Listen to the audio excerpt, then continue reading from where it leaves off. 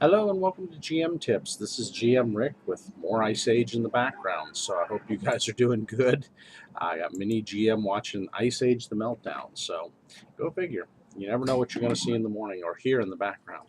So if you hear the Sid, you know it's Ice Age the Meltdown. All right, so today's topic, and I think it's an interesting topic, hopefully for all of you, is how to start the adventure and how to set the dramatic question or the hook that really is the draw for the party.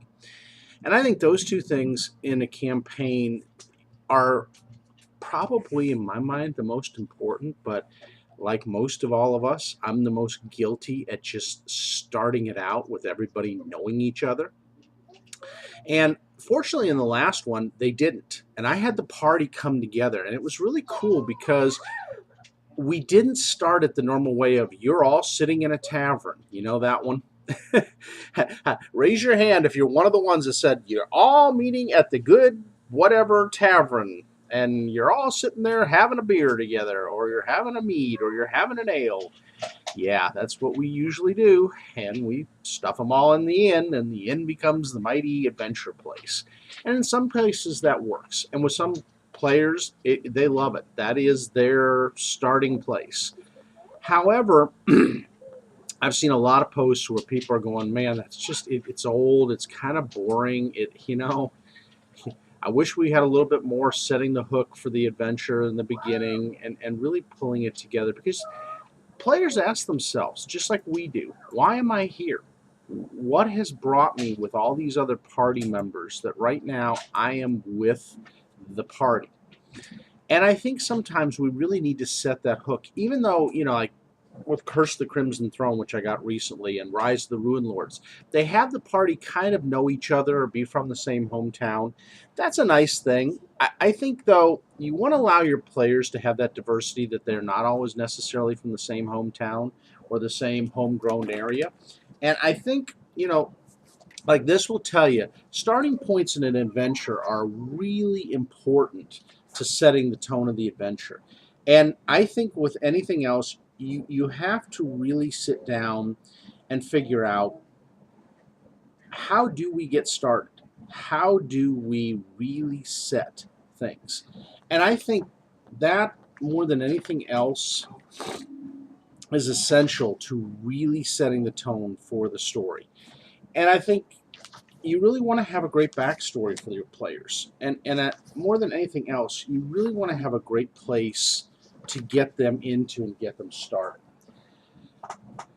Here's my advice to you, and I'm going to give you the 10 places I think would be great intros to starting your party together. Number one, a ship voyage. That's kind of an interesting one, and some of you have used it. And it makes a great hook because you're all traveling on a ship, and you may be going to different destinations. Bob may be going to Colossus, Mary going to Andevia, and all these other places. Schultz going to Waterdeep. Frank's going to Wei Lung. I mean, I'm just picking names out of the air, but you know where I'm going with this. You can have one ship that has multiple stops that all the party comes together on. One of the adventure paths does that, and it sets with the ship and them going to a colony to help the colony out. And they're all going for different reasons. They don't have the same reason. They don't know each other from Adam. They're all going there. They're all probably going to different parts of the colony. And then it comes together with the dramatic hook of, and this is a great dramatic hook in, what happens when the ship mysteriously goes down? And it's a drawing point to kind of hook people in. It's not the adventure question or the setting the question, but it is the hook. And the hook gets them pulled in that, okay, we got to survive together until we can get off of whatever shipwrecked place we are on, or find our way out of whatever part of the coast we crashed into that we don't know. And we're way off course of where we want to be. And so we got to get there. So that's one way you can set a story and really pull everybody together. And it doesn't matter their background. I mean, you want their background stories there because then they can sit and talk to each other over a fire as they're getting things ready and trying to survive. But the nice thing is it pulls it tightly together because it's a relationship of necessity. We have to survive. So it's necessity that we survive. So remember, number one, or actually I say we'll go backwards. Number 10, the shipwreck. Number 9, the airship. You want to get a little more fun? Have some airships in your game. I know they have them in Faerun in things. I know they have them in my lovely world of Galarian that I run for Pathfinder that Paizo did. They have airships there. They can have airships in a steampunk setting game. Or maybe there's other types of airships or starships that are together in a sci-fi, or you put them on an airplane or an aircraft for modern. And maybe they're just sitting together on the aircraft in an area together, and they start talking with each other. And they each have different reasons for why they're traveling to where they're traveling, but it just gives them a nice place that they can sit and talk. They see some unique people that normally, yeah, hey, it's a long voyage or a short voyage, and yeah, I'd like to pass the time. And so you end up sitting and talking together. And that becomes the point where everybody kind of connects because they find out that maybe they have similar interests or something else about the other person really intrigues them. Mini GM playing with the 2 dragons. She's got a blue dragon and an ice dragon. So go figure. It's all fun and games. But an aircraft or a spaceship or a starship or a starliner or some sort of an airship of some sort, an airplane, those are all great starting points for players getting together. And again, it's somewhere where casually they're sitting together and they may talk anyways. Number 7, a train, like the Orient Express. See, Cthulhu people, you knew. Call it Cthulhu people went, hey, hey, horror on the Orient Express. Yes, I am using that one. And again, it's not going to work so much in a fantasy because you're not going to have maybe well, you might. I mean, Iron Kingdoms and some of the others have the steam-powered trains. So maybe you're on a train, or on Eberron, you're on a train going cross-country. And so you meet on the train, and for some reason something goes wrong on the train, drawing everybody together to try to save the train. Because if the train crashes, it's not going to be a pretty event, especially if that boiler explodes. Not pretty, not at all. Or lots of deaths, not pretty. Or lots of disappearances, not pretty. But again, you can use a train, even in a hero campaign, where all the heroes are together incognito, they don't know each other, and the master villain is trying to take the train. Again, it may not be the full plot of the story, but it's the lead-in. It's the buy-in that gets people there. So a train. Again, your last 3 are modes of transportation. Going to go to medieval again. Go to a merchant caravan. It could be in a wasteland, like a post-apocalyptic wasteland. It could be in modern.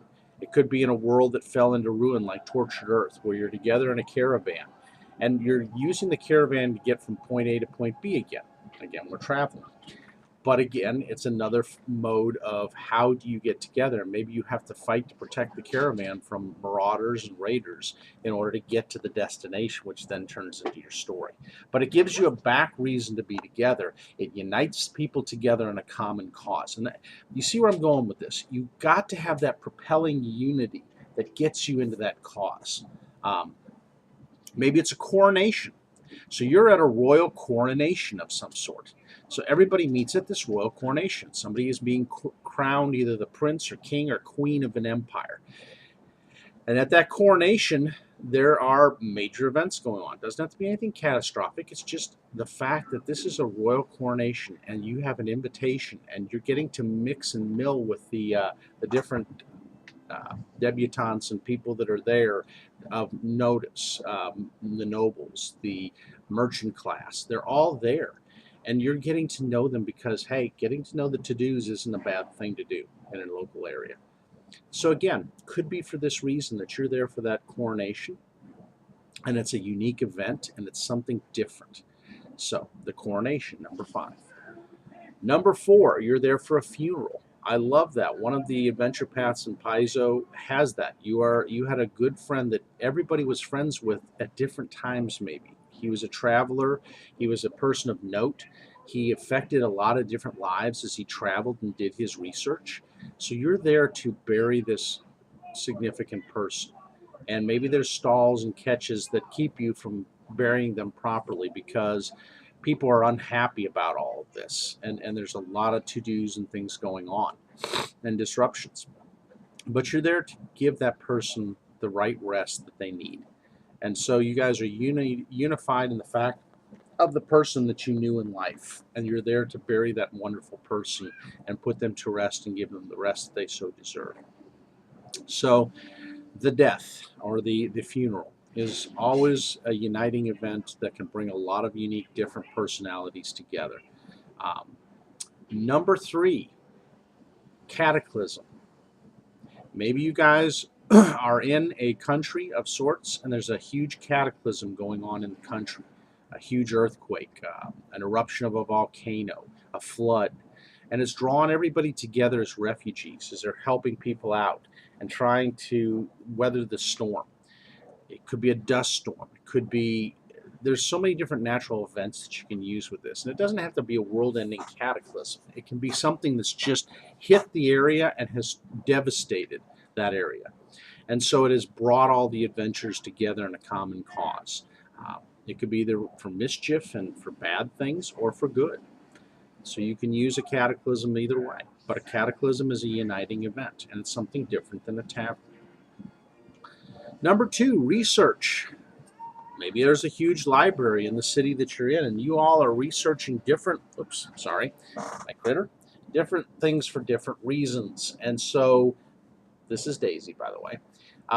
So you're there for that reason. You're there to do some research on whatever creature or critter, my critter, that there is. She's a sweetheart, by the way. She's my sweet puppy. And her brother's gone, sadly. But there's still her, and she's still a good girl.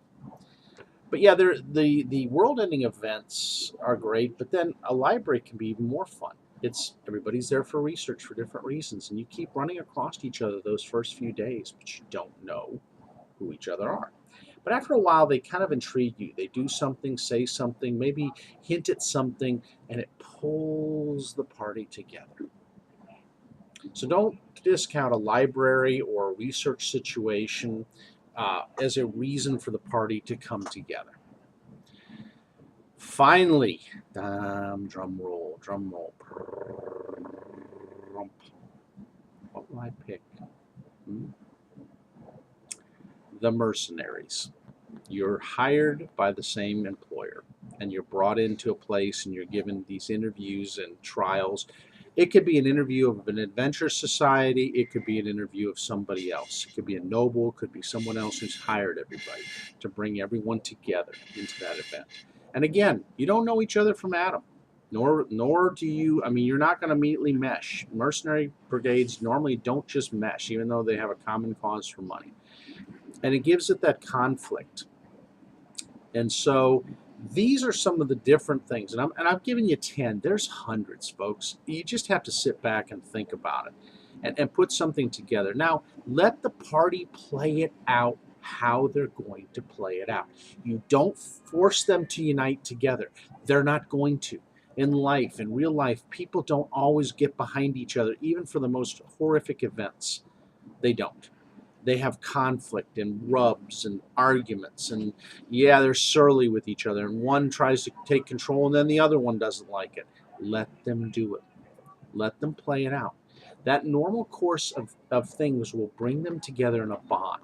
You ever watch that in almost every TV show where people are brought together in a weird situation? Over time, they bond.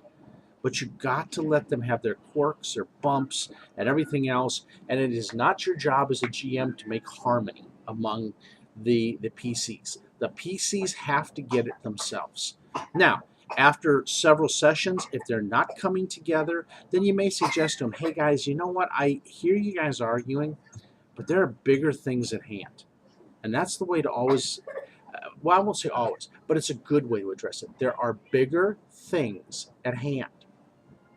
You gently remind them there's something bigger than their own little selfish world, and that they have to work with it. And that's where you introduce the hook. And I think that's the thing of all. You got to think about what's going to draw the players. We've talked about this so many times. It has to be something that, number one, has a compelling need. Number two, has a consequence if that need is not fulfilled in some way, somehow. And then begs to ask, if I don't act, what will occur? How will I be impacted? How will this area be impacted? So you really want to pull in a question that begs answering. And it could be, for instance, a tyrant's taking over. So the question becomes, do I aid the tyrant or should I stop the tyrant? And if I don't act, what will happen under this tyrant to me, to my family, to my loved ones, to everyone else in my life? You see where this goes? And that's where you've got, again, your reason as a GM for it all to come together may not bring them together, but you've got to give them those questions in their minds. So when the party's going, I don't know if I want to do that.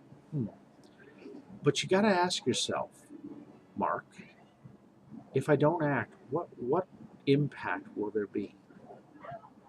Will I be affected in a way that I don't want to be affected? And how will I deal with it then when it escalates to that level? Well, I didn't think about that.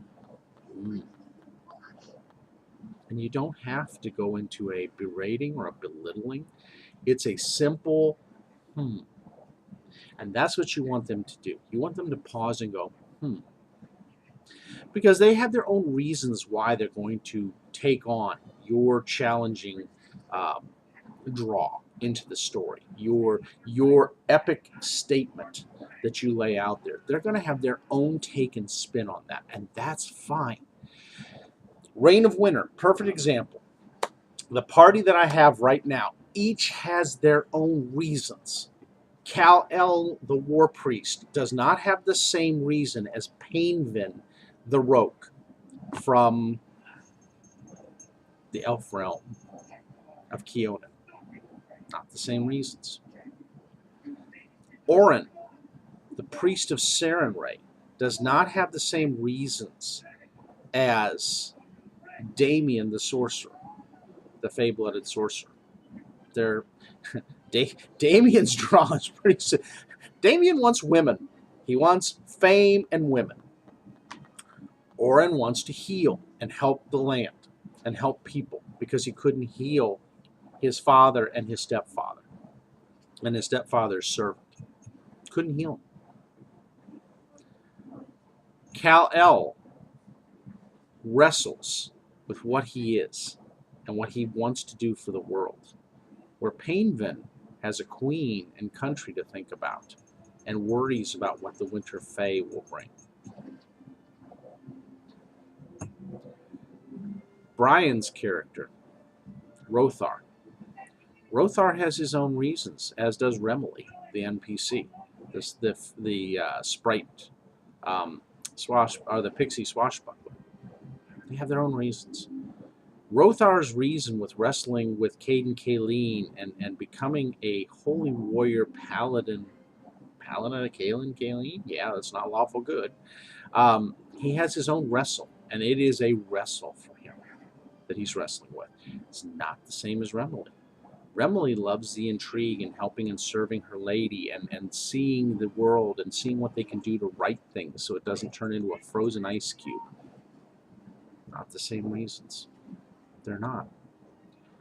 Caden wants him to free people and help them to have freedom. Remily doesn't care if people are free. She just doesn't want the world to become an ice cube. The reasons aren't the same, and they're never going to be. They will never be united in the same cause unless they have a similar type of character. It's not going to happen. But it's okay. As a GM, you don't care. Their reason for doing it, you really and truly don't care as long as they are drawn in. at the end of the day. And that's where you have to set the hooks. And maybe you have to set several questions and hooks to get them in, especially if their alignment is questionable and it doesn't address one of their core things that they're looking in. And that's where backstory comes in. And that's where knowing people's backstories is so critical. Because if you know the players' backstories, you can set those little hooks that will see if you can cast the line and catch them on the hook. And that's what you're trying to do as a GM. You want to hook them with reasons for their story. And I have used their background throughout the story. Every single one of them can say, I have given them something from their backstory. There isn't a player in my game. Well, okay, Cliff. Cliff just joined us a little while ago with his wonderful investigator, who he loves order and knowledge. But he's actually getting his hook set because the knowledge of what he's getting in this adventure and things he's discovering is just amazing. And he's just bright-eyed at the world. He's googly-eyed. He's not a fighter type normally. He fights to preserve himself.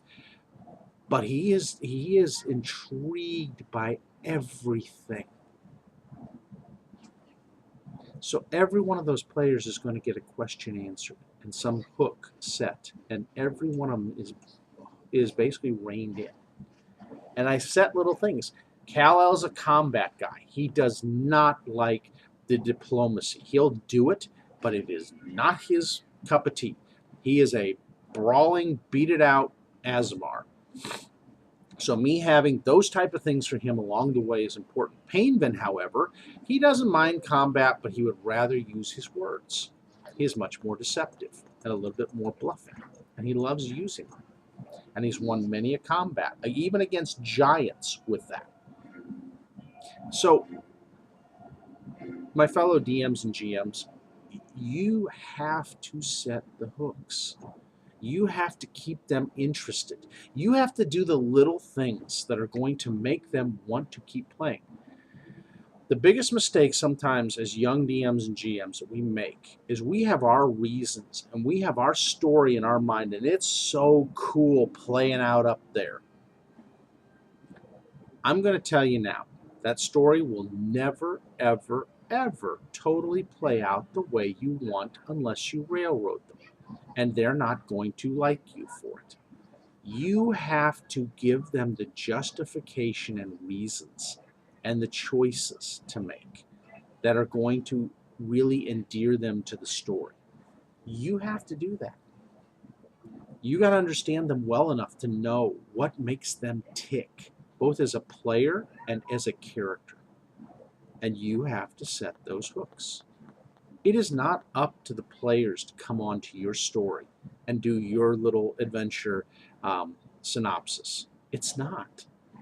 And so often as DMs and GMs, we are arrogant enough to think it is.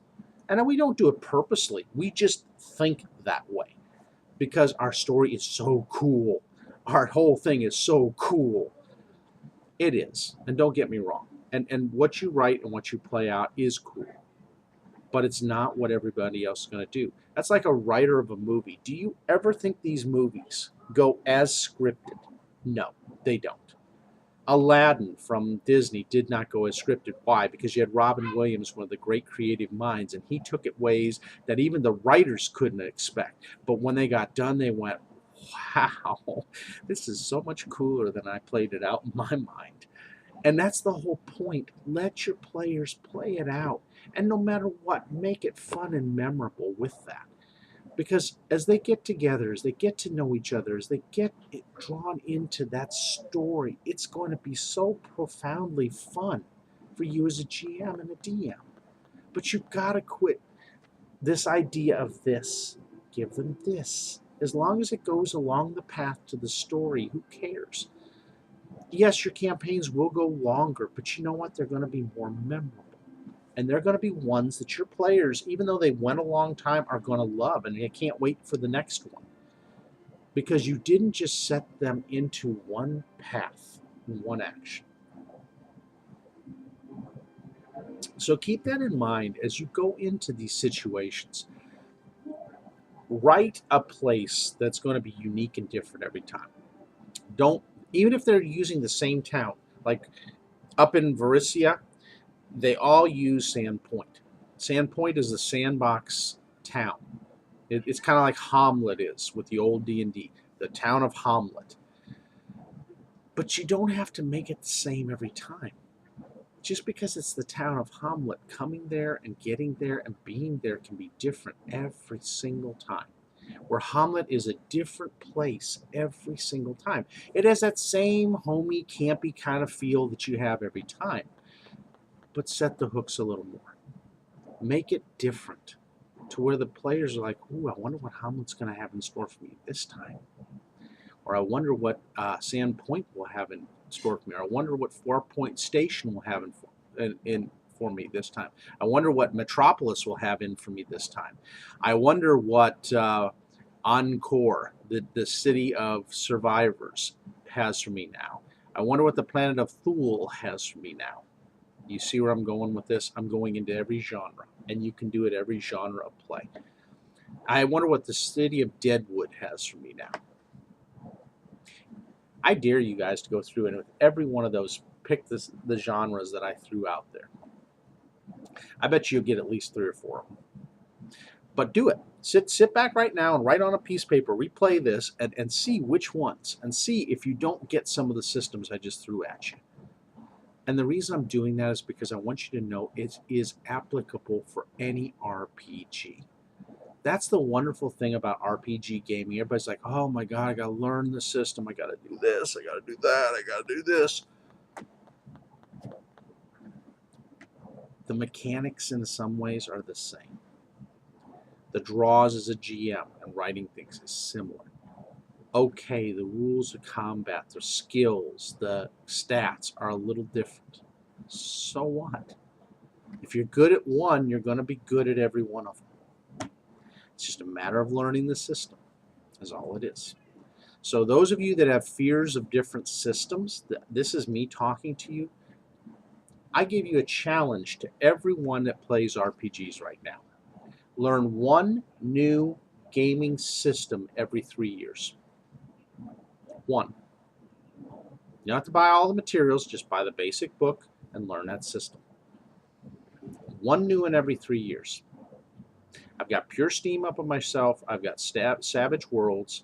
I've got Shattered, new RPG coming out. I have Deadlands. And I have, another post-apocalyptic one off of Savage Worlds. And that's in a matter of 3 years. I'm not saying you have to do that. I'm not saying you have to drop the money because it is some expenditures. But try different things. Even campaign settings. I've got Galarian and I've got Midgard. And I'm going to learn them both.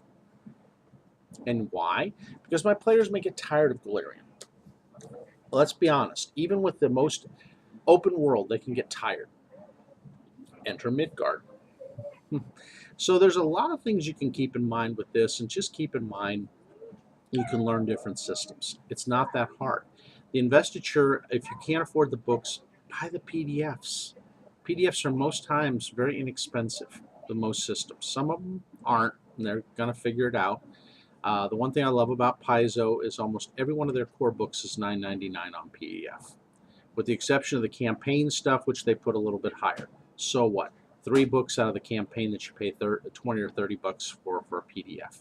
The rest of them, cheap. You can learn any system you want. And those of you that are D&Ders that say, yeah, Pathfinder, this, that, try it.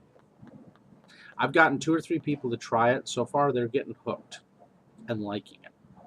Because it's not as complicated. You come from a simpler system where you understand the dynamics. Then you get a little bit into Pathfinder. It's not that far. You just have to tweak the dynamics a little more. It's a little more to know, but you can learn it. And it may make it more fun for you. May not, but try it out.